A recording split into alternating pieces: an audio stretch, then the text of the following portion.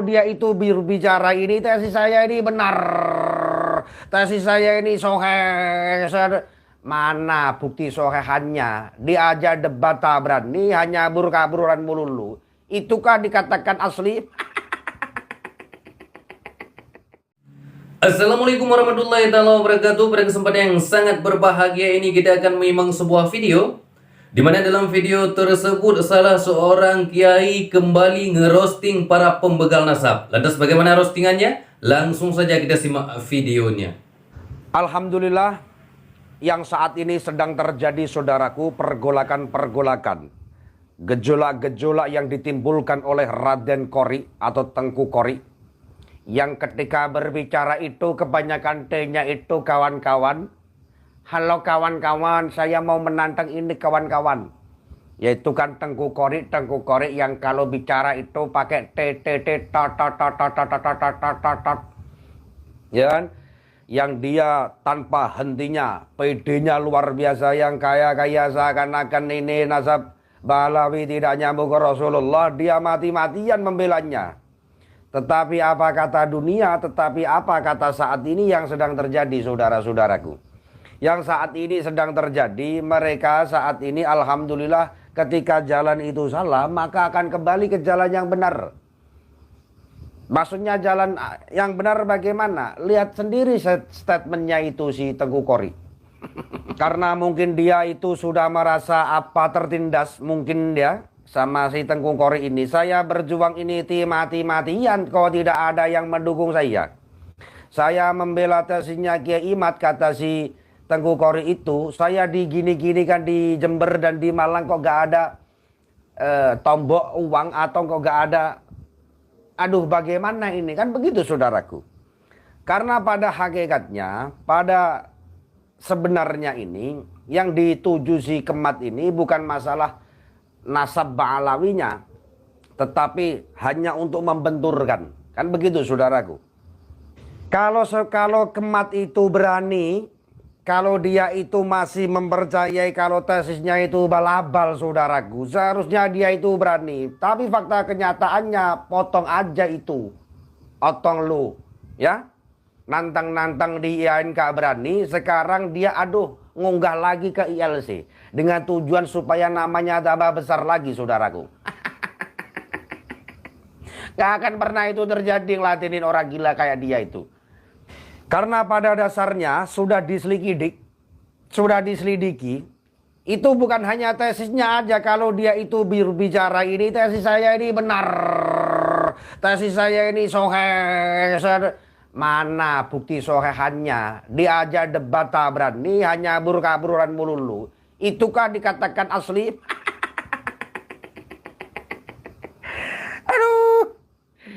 Aduh. Imad lagi ngumpulin ulama pribumi. Kalau sudah dikumpulin mau ngapain? Apakah dia mau ngerecokin? Gak akan mampu. Kecuali yang dia kumpulin itu orang-orang yang mempunyai benci terhadap para habaib. Dan itu jangan kau katakan kiai saudaraku. Itu bukan kiai namanya. Kiai tak seperti itu. Karena pada dasarnya organisasi terbesar di Indonesia ini, itu namanya Nahdlatul Ulama atau NU saudaraku. NU didirikan, dibesarkan oleh ulama-ulama Ahlus Sunnah wal Jamaah. Yang di dalamnya ada kiainya, para habaib dan yang lain sebagainya. Di situ dibentuk, dibesarkan dengan tujuan merangkul umat. Ada hadir yang kemarin sore kayak kecoa, ingin merungkatkan, ingin merusak tatanan Nahdlatul Ulama saudaraku.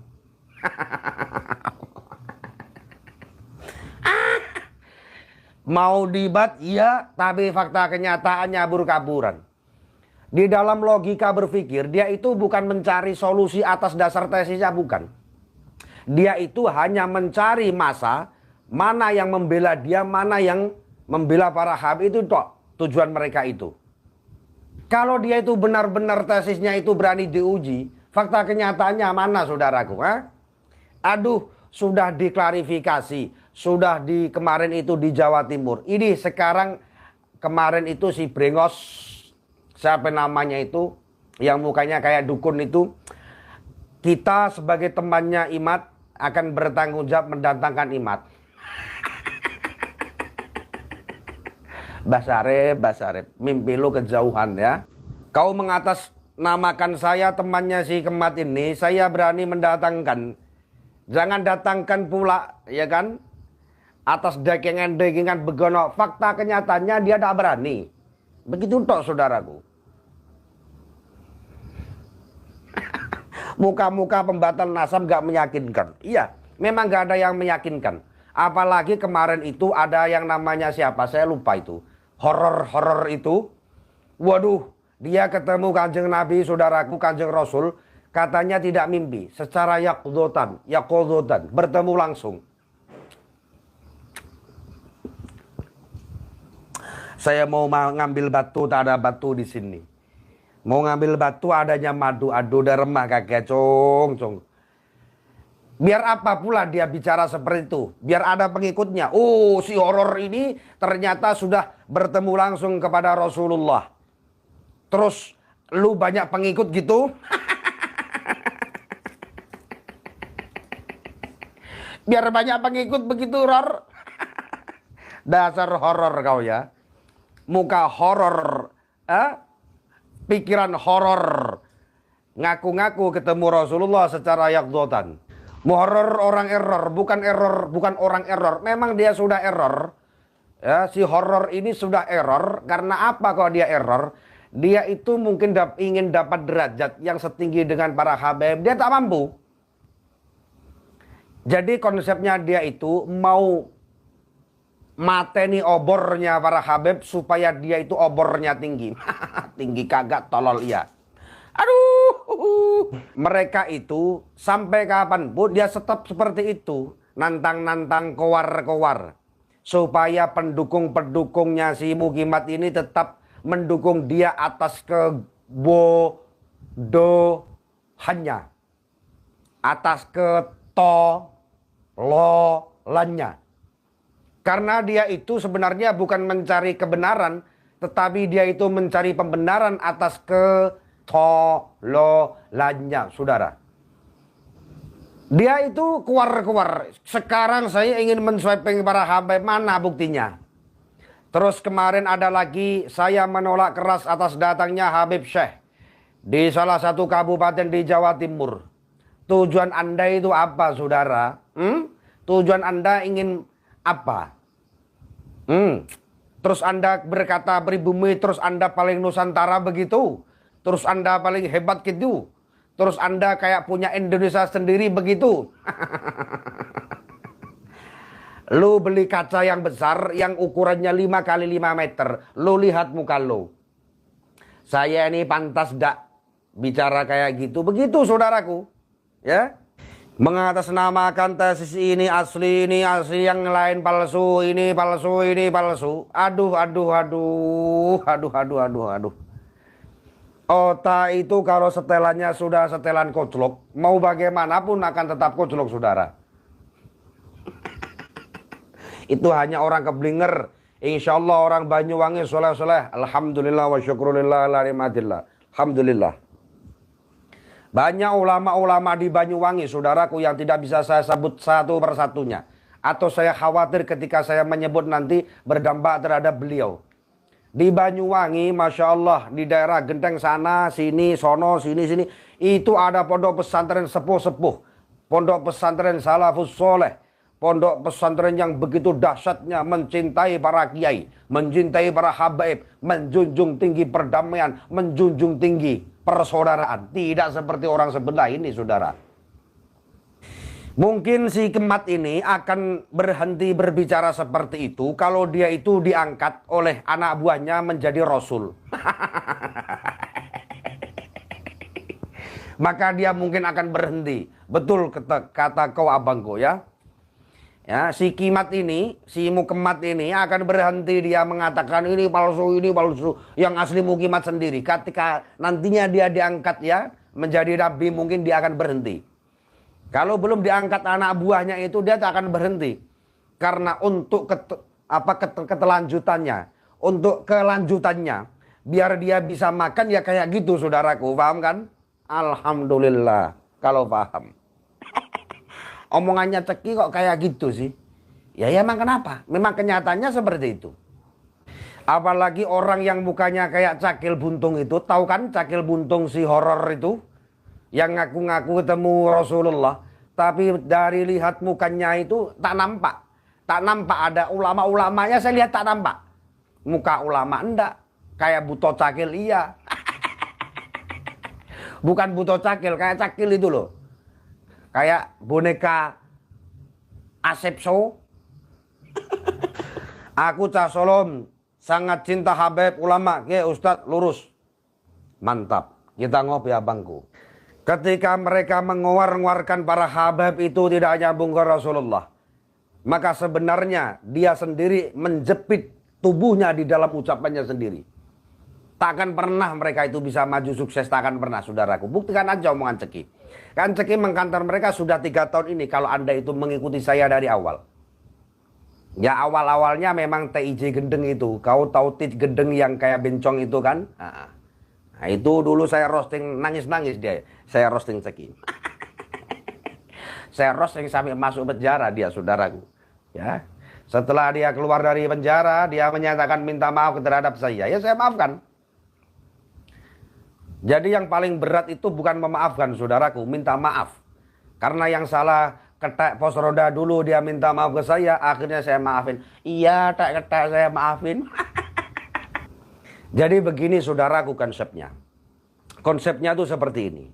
Mereka kan keluar-keluar hanya di media sosial.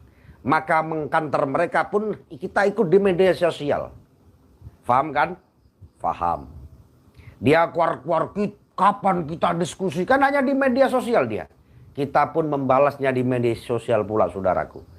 Tetapi ingat, ketika Anda kau berani terjun di bawah, ya, terjun atau bahkan mereka kemarin itu memberikan spirit terhadap anak buahnya untuk mensweeping para habaib, baru di situ para muhibbin akan tampil. Tetapi pada waktu itu saudaraku, yang katanya mau mensweeping, para habaib sudah siap kan? Silahkan sweeping para habaib. Silahkan usir para habaib. Kalau Anda mampu. Kita hanya menunggu Anda yang katanya keluar-keluar mau mensweeping. Tetapi alhamdulillah wa syukurillah. Sampai detik ini saat ini tak akan pernah terjadi. Dan tidak akan pernah berani terjadi. Jadi mereka itu gobolannya inna askutukuli wa macoli-coli. Lihat aja mukanya itu. Si Gubong ya kan. Yang berbicara dengan semut. Kemarin datang di rumahnya si botak itu, ya mungkin dia itu mengumpulkan kekuatan. Oh, kita masih punya relasi, kita masih. Tapi relasinya lucu-lucu semua. Yang satunya, yang dari kemarin siapa itu dari Kudus. Saya ini yang matanya itu kayak PC sebelah itu, saudara. Siapa namanya saya kurang tahu itu. Jabang bayi ya. Saya bertemu Rasulullah bukan hanya bertemu, tetapi saya adu dengkul sama Rasulullah. Kata orang itu siapa itu namanya, saya kok lupa itu. Ya, oknum orang dari Kudus itu. Yang katanya, waduh, semuanya itu orangnya lucu-lucu. Dan semuanya orang mengatakan, saya bertemu Rasulullah secara nyata. Apa makna tujuan mereka itu, saudaraku? Apakah ingin merebut hati muhibbin supaya cinta terhadap mereka? No. Tak akan pernah mampu Anda, saudara. Ya, ya, lu lihat sendiri, analisa sendiri. Mereka sang pembenci habaib, mulai dikomandani sang ketek awar-awar TIJ, itu kan awal mulanya si Mukimat itu kan belum tampil pada waktu itu. Yang tampil tuh si ketek TIJ itu, ya kan? Nah, dia tampil 1,5 tahun sampai dia di penjara terus. Habis gelap mungkin terbitlah tambah gelap. Siapa itu? Imet. Sudah itu hadir didukung pula innas kutukuli wa macoli-coli. Nah, terus didukung lagi sama kepala otong. Tahu kepala otong yang tak ada rambutnya? Nah, itu. Didukung pula sama si horor yang katanya, saya tidak hanya mimpi Rasulullah, saya bertemu langsung. Aduh, alamak. YTTA di Bekasi Imat gak laku Bang Ciki. Gak hanya di Bekasi, di Indonesia dia gak laku. Ya, Imat itu di Indonesia gak laku. Cuma supaya dia biar tetap laku, dia berbicara membatalkan nasab orang lain karena lakunya dia di situ. Horor itu kiai gak laku, ngomeni Gus Ikdam supaya laku. Anda benar, Anda cerdas, Mas John. Imat rungkat awalnya nyalek gak jadi rodok wahya. Awal permasalahan yang ketika saya bahas itu selama ini yaitu saudaraku. Ini kan nyalek, gak dapat suara dari kru para habaib, hatinya oleng, dasi bosok, terus akhirnya ya seperti itu. Kapan polemik ini selesai? Sudah selesai. Selesainya kapan? Di saat kemarin pesta akbar. Ketika si Imat mengatakan saya siap debat, siapkan tempatnya. Pada waktu itu kan di Jawa Timur. Nah itulah adalah proses akhirnya masalah ini. Karena memang dia itu bukan mencari kebenaran. Dia hanya mencari pembenaran atas dasar supaya pengikutnya tetap percaya dengan dia. Begitu saudaraku. Nah, sahabatku yang dimuliakan oleh Allah Subhanahu wa Ta'ala, mungkin cukup sekian videonya. Semoga bermanfaat dan berkah. Assalamualaikum warahmatullahi wabarakatuh.